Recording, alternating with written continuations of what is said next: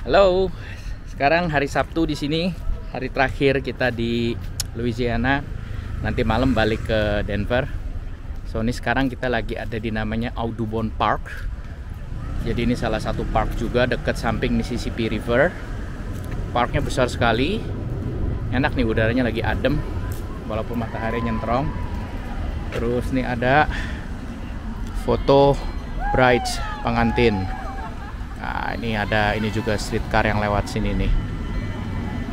Sekitar sini nih kayaknya daerahnya daerah mahal ya. Tadi saya nggak ngeliat rumah-rumahnya tuh bagus-bagus.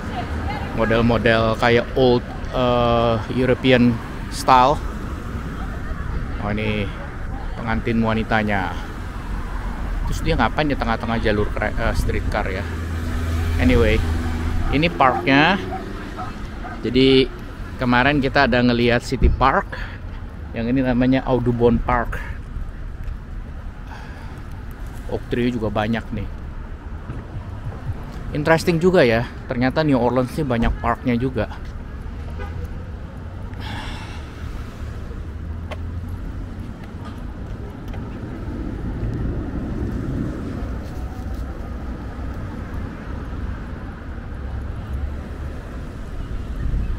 Ini nggak tahu apaan nih ya. Oh ini gereja.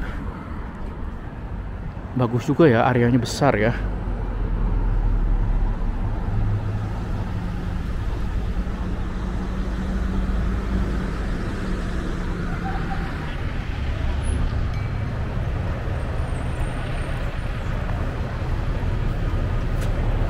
Terus Louisiana ini kan ya state ya, negara bagian. Itu apa singkatannya LA. Jadi supaya nggak kesaru dengan LA, kota Los Angeles yang ada di California, orang suka bilang sini namanya NOLA, NOLA. Jadi New Orleans, Louisiana. So, jadi kalau kalian denger NOLA, ya itu Louisiana itu maksudnya. Nah ini ada rumah persis di samping park, gede banget nih. Ini kelihatannya rumah-rumah ini mahal sekali nih. Pokoknya kalau rumah udah ngadep, apalagi persis depan cuma berapa langkah langsung sampai ke park ini, pasti mahal. Ini luas juga. Sekarang suhunya tuh sekitar 60-an Fahrenheit ya, belasan Celcius. Sebenarnya enak sih, karena apa? Ada matahari gini, jadi nggak terlalu dingin. Nah ini dia, oh kita ke arah sana aja deh. Kita lihat rumahnya nih.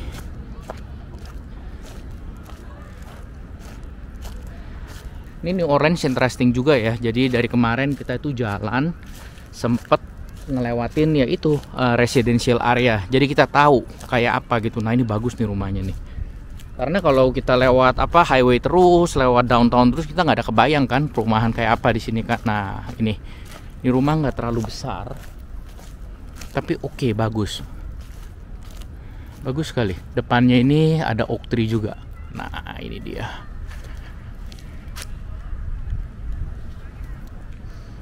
Coba ya, kita lihat harganya tuh rumah sambil jalan ke pantai. Pantai ke river. Kalau ketemu rivernya, karena kayaknya areanya gede nih.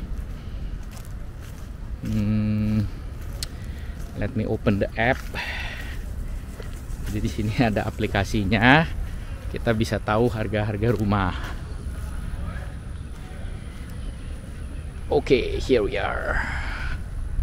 Astaga. Rumah tadi tuh 1 juta lebih. Ya wajar aja sih. Gimana nggak 1 juta? Daerahnya dong. Oh enggak, 2 juta lebih, buset. 2 point something million. Untuk kelas pekerja kayak saya sih nggak bisa afford lah kayak gitulah.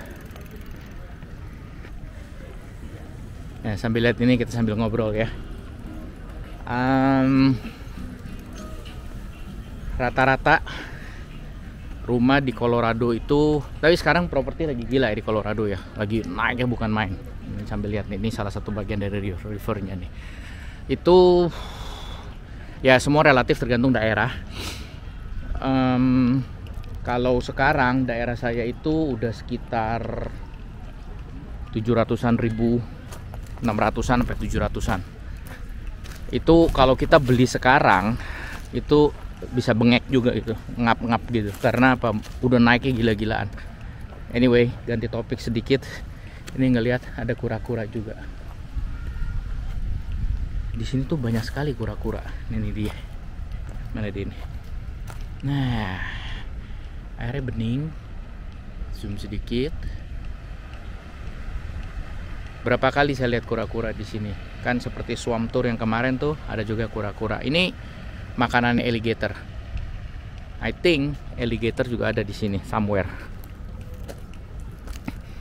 So balik lagi. Jadi generasi-generasi berikutnya ya, generasi anak saya ke bawah lagi tuh kasihan juga gitu, karena harga properti tuh bukan main, khususnya Denver Metro, gila-gilaan naiknya.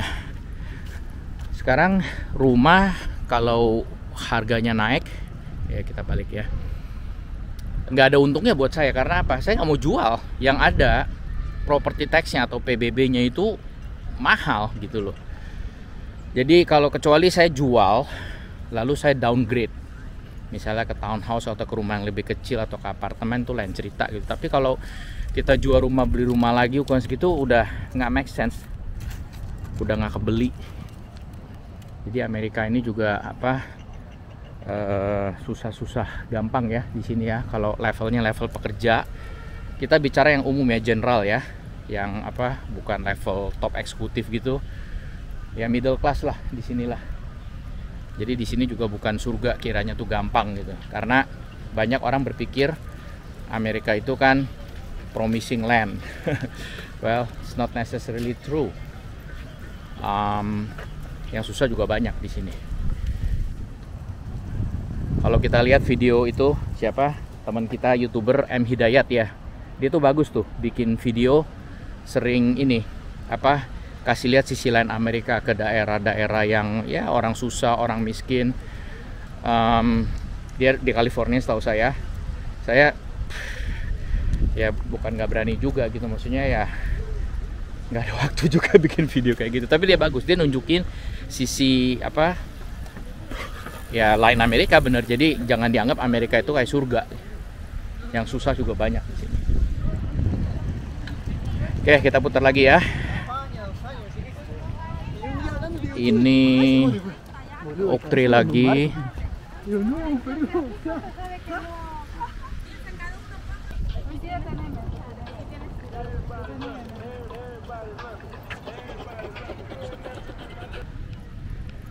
Nanti di belakang, di dekat akhir video ini, hari terakhir nih ya, itu saya akan rinci total cost untuk trip ini.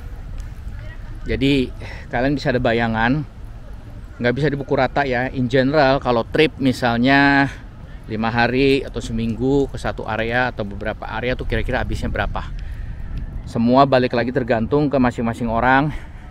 Ada orang yang boros, kayak misalnya makan maunya di fine dining terus apa namanya, sering snacking, ntar berhenti di coffee shop segala macam. Nah itu otomatis expense-nya akan berkembang. Yang paling mahal tuh sebenarnya untuk trip kayak gini itu hotel nomor 1. Terus ya terbang juga. Jadi apa namanya, kalau kita nih, kita ngumpulin poin dari kartu kredit. Jadi kita pakai poinnya untuk claim free flights sama hotel. Jadi kita udah bertahun-tahun main dalam tanda kutip seperti ini ya. Kita kumpulin poin-poinnya, kita pakai untuk vacation. Karena kalau harus bayar, nggak make sense lah. 1 minggu atau 5 hari gitu habis ribuan dolar. So I'm serious, nggak murah.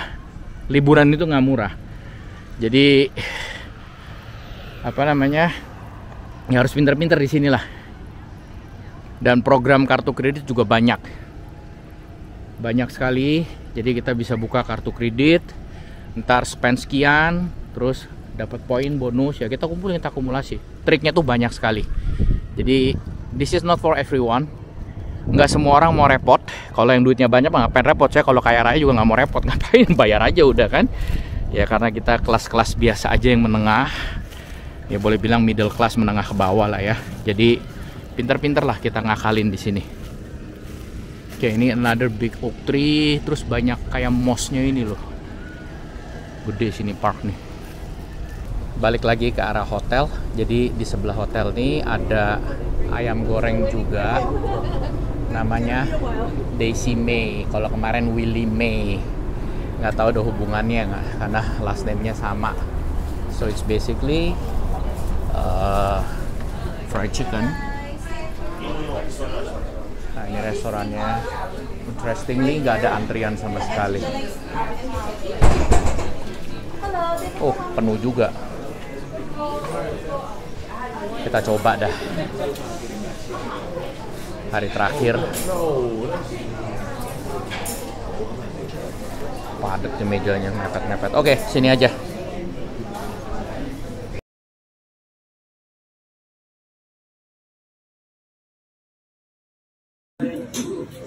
Nah, ini menunya dia sediain omelet juga. Terus here chicken and waffle yang terkenal. Macam-macam. Oh, ada alligator omelet.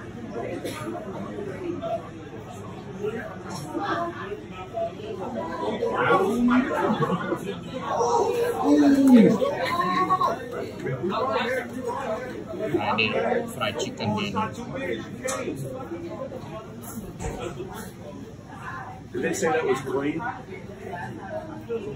Chicken sama waffle. Next. Ini fried chicken sama biscuit sama potato salad. Nah, di sini yang namanya biskuit tuh ini. Kalau kita orang Indonesia biskuit itu kan ya biskuit kayak Mari Regal biskuit gitu, Oreo biskuit ya. Kalau sini biskuit tuh beginian. Gila ya, gede banget.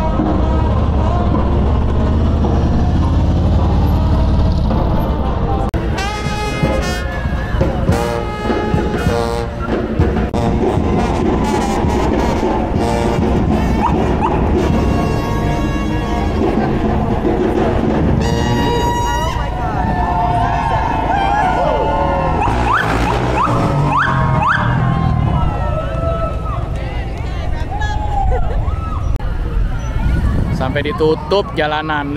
Ini jalan utama ini nih.